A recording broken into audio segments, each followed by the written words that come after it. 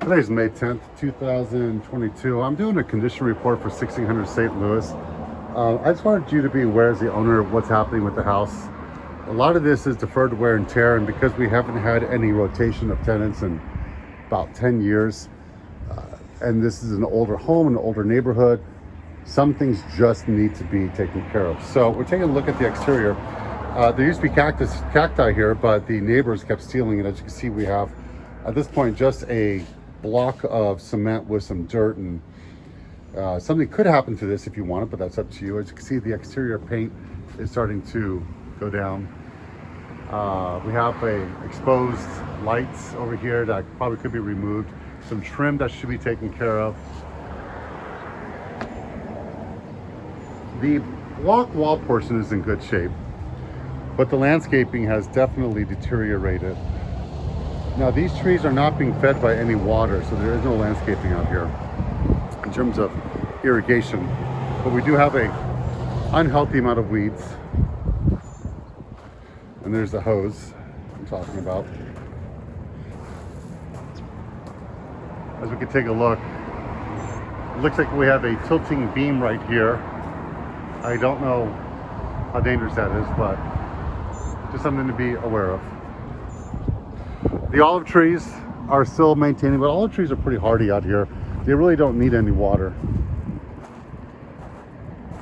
As you can see, we have the pea gravel is exposed with exposing the black underneath. Some work could be done to it, and it looks like we have someone building a bonfire out here. And if we go down the hallway, so this is your land. I just need to bring you aware of this. And we have these patches of weeds. Usually patches like this suggest a water source. Now, this is a homeless neighborhood, so we do also get these weird stains, and I don't know what that stain is from. Neither does the tenant. Taking a look at the backyard here, large amount of growth, large amount of exposed paper. The palm trees have not been trimmed in a long time. It looks like we have a pomegranate tree back here that's starting to reproduce again.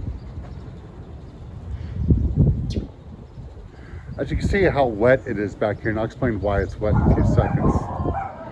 Here is the block wall. As you can see, it's deteriorating, not deteriorating, but it just probably could be painted. And the shed itself, missing a door, exposed on the outside. I'm gonna hire a landscaper to come back here and take care of these weeds and stuff, and I like to get the trees taken care of. So we are missing a cap for the sewer clean out, but I suspect that somebody, and I'm not blaming the tenants on this one, somebody removed the cap because the sewer was so backed up that the best way to deal with it was just let it all flow here in the backyard. So we've been having sewer flowage out here as well too. Here is the sliding door in the back. Broken lights, exposed wiring, a lot of exposed wiring, deterioration of the fascia board.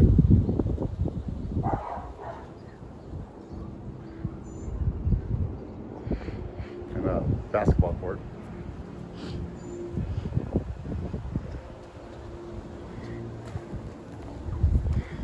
The windows. So this is a cracked, but this is a really thin glass with that cracked window. Surprised the people at section haven't said anything about that cracked window yet.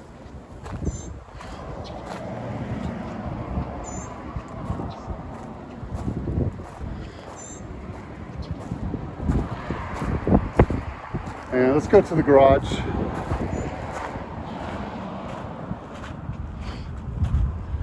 Got a lot of stains here in the driveway.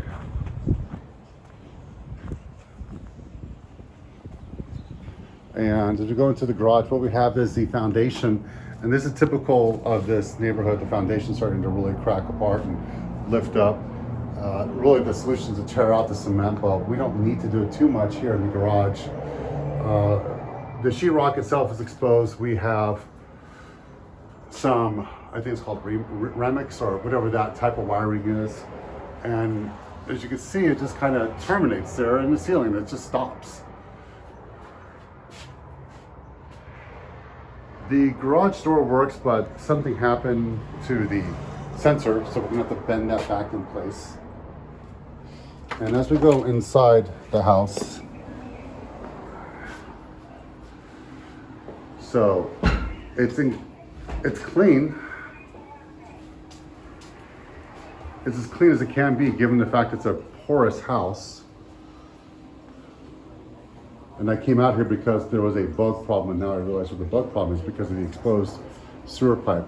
Here is the kitchen. As you see, it is in good condition, comparatively. I mean, I can tell you, any deterioration in the kitchen has nothing to do with the tenant other than normal wear and tear. We have an exposed light up there, and that just happens. The oven is smaller than typical, but we did get it fixed recently.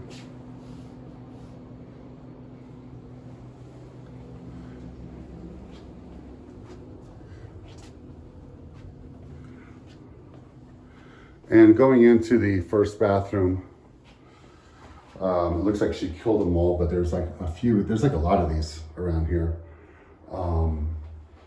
We're going to go ahead and recaulk the bathtub as well as fix the missing plug for the sink.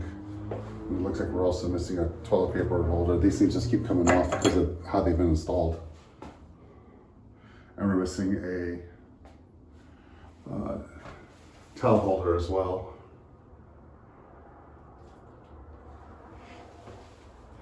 And we're going to go to the master. The carpet itself is aged. We don't really need to do anything with it, but it is exposing some of the tacks here. And when she moved in, they had some type of strips in this location, but the strips were removed to deal with the flooding that we had a couple of years ago. I think the biggest of the issues is we're going to have to figure out why these pipes keep flooding, and we may need to take more drastic actions to fix it. Master bedroom's in good shape. The rooms themselves are in good shape. We're also missing closet doors in all of the closets. And that's it.